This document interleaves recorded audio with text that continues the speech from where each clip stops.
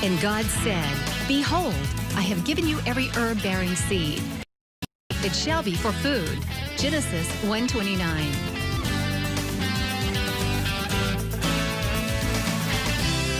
Man did eat angels' food. He sent them meat to the full. Psalm 78:25. Everyday Manna with Lisa. Hi everybody, and welcome to Everyday Manna and Merry Christmas. Today we are going to do a Christmas feast for your family. You know, Christmas kind of falls right on the heels of Thanksgiving, and that time between Thanksgiving and Christmas is full of parties, is full of get-togethers, is full of all kinds of things. And I don't know about you, but sometimes I get tired of turkey and I get tired of ham. So I'm going to do for you today a beef Christmas dinner. I don't know about your family, but my family, we like beef for Christmas dinner. We always do some kind of fancy looking beef dish. So that's what we're gonna do today. It's gonna look mighty fancy, but it is not hard. It is a beautiful dish to make, and you can serve it to your family. And best of all, it takes just a few minutes and it's very inexpensive. For the beef today, we're going to use round steak, which is probably the least expensive steak that you can buy. Now, you can use any kind of a steak that you like, but I always just use round steak because, number one, it's inexpensive, and generally speaking, you're feeding a crowd. And it is one of those dishes, this is a dish that needs to simmer a while. So round steak is perfect because that simmer time gives the fibers and the collagen inside what can be a tougher cut of beef time to break down and become meltingly tender for your family. So that's where we're gonna get started. And then we're gonna do lots of other things. Now, on this board, remember on your wooden cutting board, don't put raw meat. I always use these little plastic boards, and I'm using gloves today just so it's a little easier. I have one piece, I've got 4 total, and I'm gonna thin this out just a little bit. And anytime you're pounding meat, remember, start in the middle and work your way out. And I'm not using the little, on my meat pounder, I've got a side that tenderizes it, but I'm not using that. I'm only using the flat side. What I want to do is create more surface area in the steak because we are going to stuff this steak. So there's one. You see how he just pounded it out to kind of thin, and I've got 3 more to go. I love Christmas. I love everything about Christmas, and it's it's just a holiday that's full of the Spirit of the Lord, and it's Jesus' birthday. And in my house, we have a tradition of baking a birthday cake. We always bake Jesus a birthday cake on Christmas, and we do it usually Christmas Eve, and then Christmas morning, we literally put a candle or 2 in there and we sing happy birthday to Jesus. And it's one of those times of the year that is just so special. So this year, you start making memories with your family. I was reading in a magazine the other day, and I'm gonna talk while I'm pounding, about traditions. What was that family's tradition for Christmas? And I loved reading the stories. I love hearing things that you remember from your childhood. I can remember when I was just a little girl, my mom always made these little wreath cookies, and they were green, and she used cornflakes, and she tinted the coating green, and she formed them into a wreath, and then she would put little dots on them, the little cinnamon dots for the little balls. And I remember that every year. And my mom and my daddy made ornaments out of pine cones for our Christmas tree. And they're hanging on my tree as we speak. And my mom, I wish I'd have brought one. I should have brought a picture of it for you. My mom makes these ornaments out of sequins, and they are beautiful. And she puts pictures on them of the grandchildren and her children. So those are all hanging. The ones that she's made for me and the ornaments that she's made are all hanging on my tree. And it's just a special time of year, and I love Christmas. So you start making your traditions with your family. Now we're done with that. Let's get the filling mixed up. Now, I've got a skillet over here that I'm gonna preheat over like medium-high heat. I'm gonna brown these first, and I'm gonna go ahead and put some oil in. I'm gonna use olive oil, but if you don't have olive oil, you can use canola. It's fine, or vegetable oil.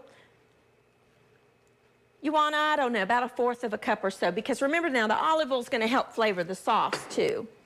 And it's a heart-healthy oil. I love olive oil. Now, in this bowl, we're gonna use about 1/2 cup. And you can multiply this if you need more. You can, increase the ingredients if you need to. About 1/2 cup of grated Parmesan cheese, about a teaspoon of dry rosemary that I've crushed up. If you have fresh rosemary, you can use that, about a tablespoon. Then I've got a little bit of salt and a little bit of pepper, and then some breadcrumbs, about 2 tablespoons or so of breadcrumbs, and then some garlic. We need to have our garlic. Let me take my gloves off here. We're gonna mince up the garlic, a couple of cloves, fresh garlic. You can, use the pre-minced up if you have. A lot of times in the holiday seasons when I do a lot of cooking, I buy anything that will help cut down on my time, including the pre-minced garlic. But for today, I only needed a little bit, so I'm just gonna chop this up kind of fine. You can use a garlic press if you want to, but I just use my knife. My boys love to help me cook. They've been on the program with me a lot. And at home, they love to help me bake cookies and bake cakes and cooks. And Aaron is my little salad boy. He loves to make salads for me. And he comes up with the prettiest combinations. Just wonderful. So add our garlic to our mixture. If you have some parsley, you could add some fresh parsley in there. That would be fine. But I don't have any today, so I'm not going to use any. But that's okay. You just want a little bit of a filling. Now here's where you can use your imagination. If you wanted to add some roasted red pepper chopped up in there, you could, or sun-dried tomatoes would be fabulous in this. Chopped up real fine would be delicious. I got rid of my little mat too soon. Now, let's take 1 piece of our meat. Well, let's just go ahead and line them up. And I'll show you how to roll them. And you'll notice one side is skinnier, more tapered than the other side. I would start with the more tapered end. Most beef will be that way because that way you end up with the fatter side, if you will. And it's a little bit easier. Now, before you get started, you will need one of two things. I use kitchen twine, but if you don't have any kitchen twine, you can use toothpicks to secure the filling. So you will need to get that out before you start. And then just take your filling, and now don't overstuff these things, because I promise you that it'll all fall out. Take your filling, and then put some in the middle, and then you see how we're just gonna roll these up? Move that out of my way. Just like that. We're gonna make little rolls. They're called roulades. And then I'm gonna take my string and I'm going to tie, and let me show you a little hint. Sometimes if you just tie one time, it'll come undone before you can have a chance to finish it. This is holding pretty good actually, but most of the time it doesn't. But if you'll take your string and you'll go around twice, it's called a surgeon's knot, by the way, and then it'll hold until you can get your other knot tied. And I'm gonna cut off the excess string. And I think probably 1 piece is good enough on these. If you've got bigger pieces, then you will need, a couple or 3 pieces of string to hold it together. You don't want it to come apart. If you don't have any string, then you could just use toothpicks and go through the little seam right here with a toothpick. And that would be fine too. Whatever you have will work. But I keep kitchen twine in my kitchen because I use it a lot for different things. Meat cooks more evenly if you have it the same shape and thickness throughout. So I use this a lot for, this one's a little fatter. So let's go 2 on him. See what I mean? If you don't tie it, it will come apart. Just like that. And it's okay if you get some of the seasoning on the outside. It's okay. So we're just gonna roll these up. And again, you can add anything you want to the inside. Flavor it up any which way. You could add lemon to it. We're gonna simmer it. We're gonna brown them. And then we're gonna simmer them in some marinara sauce. This is kind of gonna be a Italian dish for your Christmas dinner, or really any time of year. I'm just making it for a Christmas dinner, but you know, you could totally do this. And let me tell you, this is one of those things, if you're like me, oftentimes you don't have enough hours in the day, and you could do this the night before.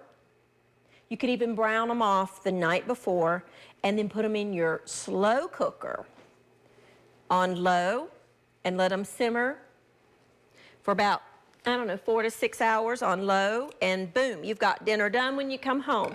This is one of those dishes that would just do perfectly in a slow cooker. Maybe your stovetop will be full of other dishes, and you know, oftentimes I find at the holidays I don't have enough eyes on my stove. So anything that I can put in the oven or in a slow cooker, I'm all about doing that on the holidays, because really, unless you have 2 stoves, sometimes it can get full on top. So I like to put things in other cooking methods. I bought one of those little roasters, you know what I'm talking about? The little roaster that you just plug in that holds like up to a 22-pound turkey. I bought one of those a couple of years ago, and I always cook my Thanksgiving turkey in that. It does a beautiful job. And then my oven is free to cook other things. So sometimes, even though you might only use those little appliances once or twice a year, they really do help. One more tie, and then our oil is good and hot. It's smoking. So let me get it off of there for just a minute. I don't want to burn the outside before I have a chance to get it browned. One more little, I'm serving 4. So if you're serving more than that, you know, by all means, just increase the number of pieces of meat that you have. All right, now let's just get these in the oil, and I try to do them seam side down. So that gives that seam a chance to kind of seal on itself. And we're gonna brown these, and I'm just going to salt and pepper the outside of the meat. Now we added a little bit of salt and pepper on the inside, and remember that Parmesan cheese can be salty, so don't add too much. And then I'm gonna put some pepper, and we're gonna brown these. And then we're gonna add our marinara and let it simmer, and that's it. It's so easy and so good. Now, while these are browning, I'm going to we're gonna be making a German chocolate roulade. Sounds fancy, doesn't it? Couldn't be easier. Does take a little time though. In this pot, I'm gonna start the filling. I have 1 can of sweetened condensed milk. And I'm going to turn this to low. And I'm going to let that go for like 20 minutes until it becomes caramelized. Then we're gonna make the filling for our cake. I'm gonna take a quick break, just get this cleaned up, and when I come back, these will be brown. We'll add our sauce, and then we'll get started on some side dishes. I'll be back in just a minute.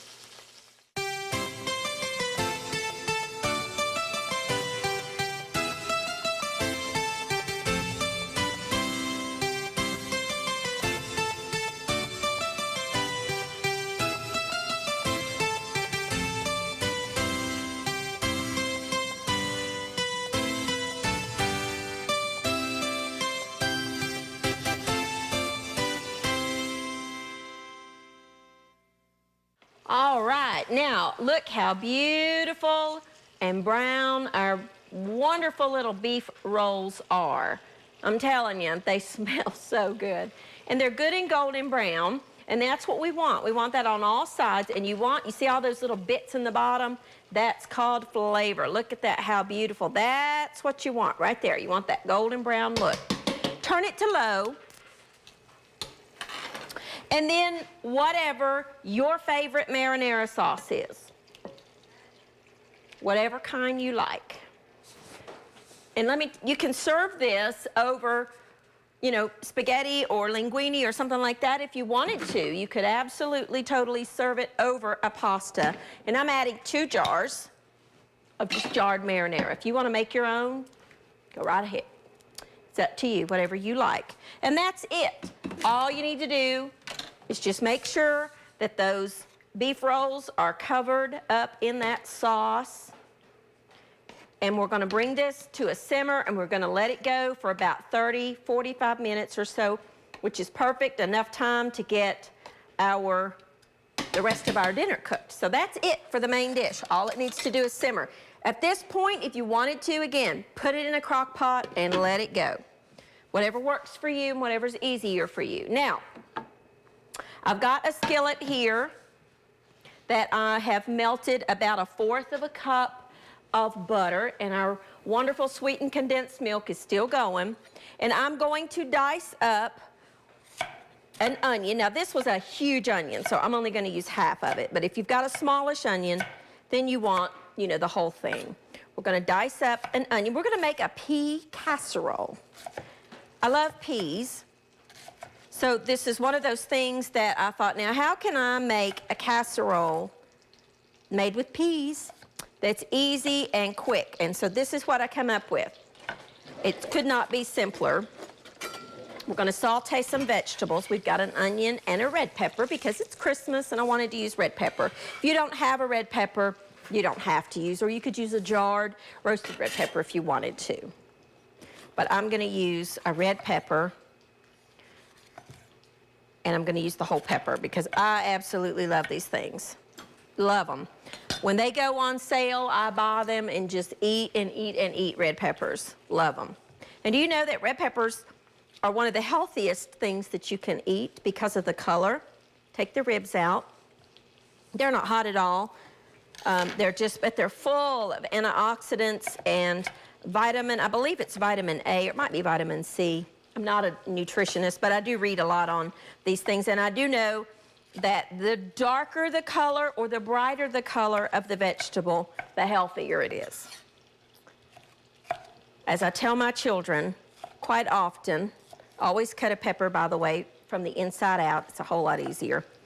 Eat the rainbow, and you've heard me tell you that on the program before. And you very much do eat with your eyes. So anytime you can get color into a dish, it's good. So get any, that's why a lot of times I will use the colored peppers. Besides that, a red pepper is a lot sweeter than a green pepper, but if you only have green peppers, put them in there. That's fine. Use a green pepper, whatever your family will eat. We're gonna saute these till they're tender. And we're gonna mix them with some other wonderful things. Let's get our last little bit here. This is one of those dishes that's easy and a great potluck dish. If you need to take a casserole to somebody's house for dinner or church or whatever that you're doing, this is one of those dishes that would be a great potluck meal dish for you to take anywhere. And everybody's gonna love it. And then we're just gonna get that sauteing. We're gonna cook these until they're, tender. Add a little bit of salt and pepper to it. About a ½ teaspoon of each, which I know seems like a lot for that, but it's going in another dish. Now, let me tell you what we have in this bowl. In this bowl, I have about ½ pound or so of orzo pasta. It's a rice-shaped pasta. We've got that cooked and drained, and I've got ½ cup or so of cream cheese, about an 8-ounce block, excuse me, not ½ cup, but an 8-ounce block of cream cheese that I've brought to room temperature, and about a cup of shredded cheddar. Now what I do is add the drained pasta to the dish while it's hot, and then that melts the cheese and it makes it a whole lot easier to stir around. And to this we're gonna add 1 pound bag of peas, frozen peas. It's one of those vegetables that honestly, I think, you know, they're very hard to find fresh, and if you don't get them straight out of the garden, they really don't taste that good. But the frozen ones do, because they're picked and they're processed right when they're fresh and ripe. So I use frozen peas a whole lot. And they really don't need any cooking at this point. They just need to be thawed, because you don't want to add any extra, you know, water to the dish. And I'm telling you, you know what? You really could you could chill this at this point and make a pea salad. And it would be delicious. So there's a 2-for-1 recipe. You really could. You could stop at this point. You could serve it room temperature, or you could chill it and make a salad out of it, and it would be wonderful. Maybe add a little lemon to it. Would be delicious. I'm going to set that to the side for just a minute, because we're going to finish sauteing these. Then we're going to bake this for about 20 minutes. So let's just let those wonderful little onions and peppers go. Let's check our sweetened condensed milk. Now, see how it's just kind of coming up to a simmer? What I'm trying to do here is, if you've ever had German chocolate cake, and you know the filling has got that wonderful, or the icing is that coconut pecan icing, well, we're going to make that homemade, and then we're going to put it inside the cake. And you're just going to use a boxed cake mix. Couldn't be any easier. You know, that's pretty much it. That's what I want. I kind of want it to start reducing and then thin out a little bit. So let's move on to the rest of that part. 4 tablespoons or so of half and half, a couple of teaspoons of vanilla, 2 cups of just coconut, store-bought, sweetened, in the bacon aisle. You know what I'm talking about. Look at that. Yum, yum, yum. Yum. And then some pecans. Now, these pecans need to be chopped a little bit, and I've got onion on my board, and I don't want onion-flavored pecans, so let me put them on another sheet and get a fresh knife. And I'm going to chop those up just a little bit. You can buy chopped up pecans if you want to already, but, you know, these were halves. I don't want them pulverized. I just want them to be a little bit smaller bites. And I'm not one, honestly, I don't toast my nuts. I know a lot of recipes, a lot of cooks do toast their nuts. I personally prefer mine untoasted. But if you like your nuts toasted, then you by all means could put this in the oven and toast them for just a minute, maybe 5 minutes at 350 to get them toasty brown. But I really just prefer them untoasted. I like the flavor. Pecan's one of my favorite nuts. That's really about as fine as I want mine. If you want them finer, then you can by all means. And then this just needs to cool. This needs to just cool completely. You could make this ahead. You could do this a day or 2 ahead and then put it in the refrigerator and let it set until you're ready for it. So that's it for the filling on our roulade. We're just going to let that cool, and it'll thicken up, and then it'll be wonderful in our cake. So we're just going to set that to the side and let that cool down for a minute. Let's check our vegetables. I think they're probably good, because they're going to be baking in the oven. I really just want to get them softened. And I think that's fine. I'm going to add this to our pea and cheese mixture. Turn that eye off. And then stir that in. I wish that you could smell this. Oh, I really wish that you could smell this. Smells so good. Now, at this point, I will taste for seasoning, because I don't know that I've got enough salt and pepper, and you really should always do that with your food. You need to taste it for seasoning. So just get a spoonful that has everything in it.